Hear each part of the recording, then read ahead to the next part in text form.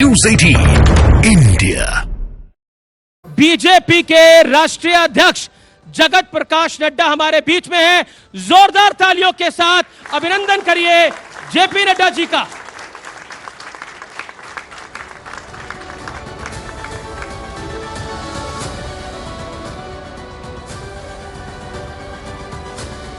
News 18 के मंच पर नड्डा जी आपका अभिनंदन है। और न्यूज 18 देश का सबसे बड़ा न्यूज नेटवर्क है और इस समय आपको हमारे करोड़ों दर्शक डिजिटल माध्यम से और न्यूज 18 इंडिया के माध्यम से लगातार देखेंगे। और चर्चा की शुरुआत करनी है और आपसे पहला सवाल पूछना है, तो मेरे मन में इस समय एक ही सवाल आता है कि नड्डा जी, प्रधानमंत्री मोदी ने इस सत्र का आगाज राम राम बोलकर करा था और क्या संकेत दे दिया है प्रधानमंत्री मोदी ने 2024 के लोकसभा चुनाव का? देखिए, जहाँ तक राम राम का सवाल है, ये तो आदिकाल से हम राम राम के नाम से लोगों को आदर सूचक तरीके से उनका अभिवादन करते हैं।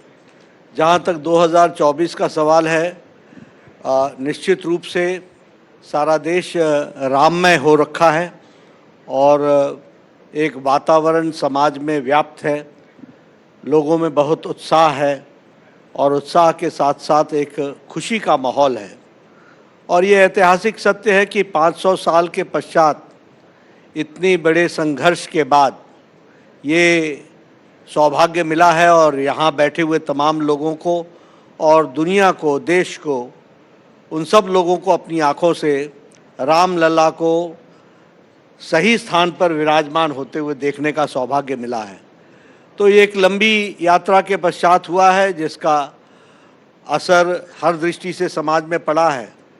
2024 के चुनाव के दृष्टि से भी लोग खुशनुमा माहौल में इस चुनाव में आगे जाने वाले हैं। जी, प्रधानमंत्री मोदी ने एनडीए को 400 और बीजेपी को 370 सीटों की बात करी और साथ ही साथ विपक्ष की अलाइनमेंट की भी बात करी, कांग्रेस की अलाइनमेंट की बात करी।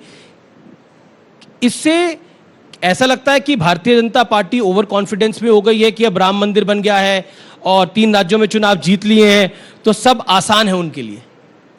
नहीं, देखिए, हम कभी ओवर कॉन्फिडेंट नहीं होते हैं और न ही कभी हम अपना कॉन्फिडेंस विपरीत परिस्थिति में लूज करते हैं। जी, हम फैक्चुअल पोजीशन का असेसमेंट करते हैं और फैक्चुअल पोजीशन को ध्यान में रखते हुए ही वक्तव्य देते हैं।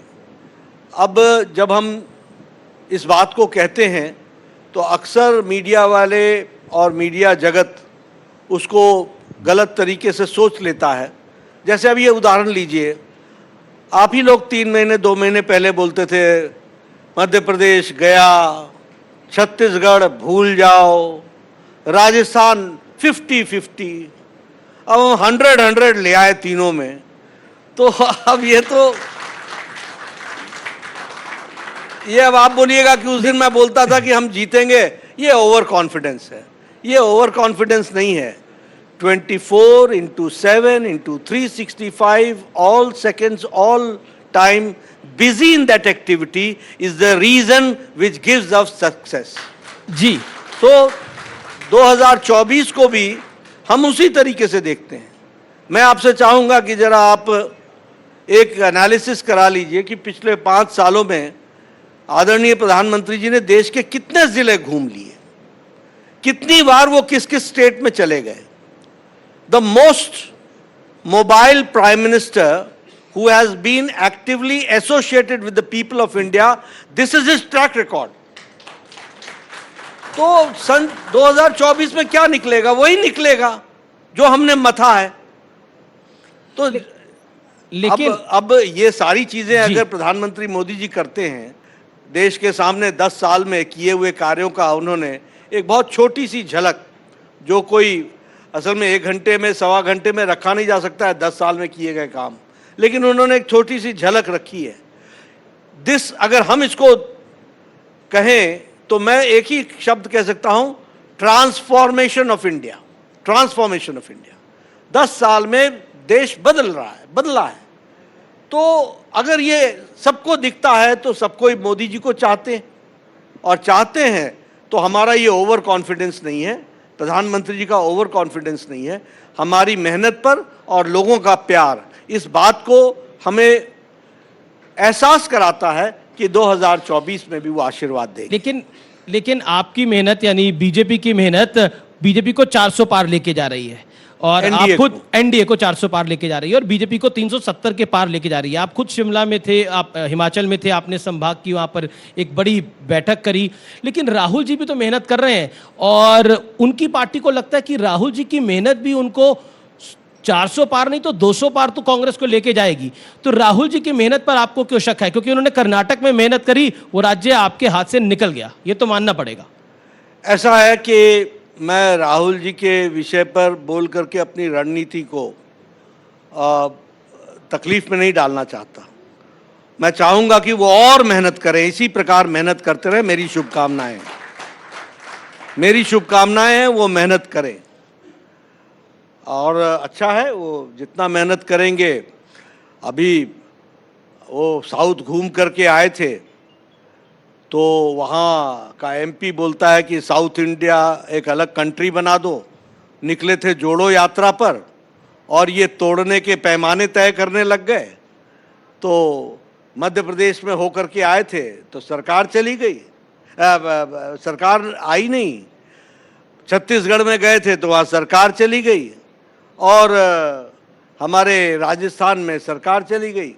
तो ऐसे ही उन्होंने फिर से ये यात्रा चलाई है। इस यात्रा में बंगाल में उनको टाटा बाय बाय हो गया, बिहार पहुंचते पहुंचते तक सरकार ही टूट गई, अलायंस ही खत्म हो गया। मैं आऊंगा नीतीश जी पे भी, लेकिन जब वो आसाम पहुंचे तो आप बीजेपी के मुख्यमंत्री हैं वहां पे, हेमंत बिस्वा शर्मा जी, उन्होंने एफआईआर रजिस्टर कर दी। तो कांग्रेस कह रही है कि राहुल का एक भय तो है, एक डर है बीजेपी के अंदर। इस विषय पर आप क्या कहना चाहते हैं? कोई डर नहीं है। देखिए क्या होता है, they take everything for granted, they do not know what is the law of the land, number one, और रूल ऑफ लॉ क्या होता है इसको भी वो नहीं जानते। मैं आपको उदाहरण देता हूँ। Z+ सिक्योरिटी को एक पर्टिकुलर रूट ही दिया जाता है। This route is not decided by any individual. One can say, हम भी कहते हैं कि मैं यहाँ जाना चाहता हूँ, मुझे कह देते हैं साहब वो रास्ता आपको नहीं ले जाएंगे। कल ही मैं होकर के आया हूँ, मुझे पठानकोट के एयरपोर्ट पर 12 किलोमीटर का डाइवर्जन करके ले गए वो। अब ये हमारे हाथ में थोड़ी ना होता है, ये पॉलिटिकल कंपल्शंस होती हैं। जहाँ पर साधारण व्यक्ति 5 मिनट में पहुँचता है, मैं 20 मिनट लगाता हूँ क्योंकि वो मुझे वो रूट चेंज करके देते हैं। तो उनको एक रूट दिया गया। अब लॉ मानने की आदत नहीं है तो इस तरीके की तकलीफ होती है।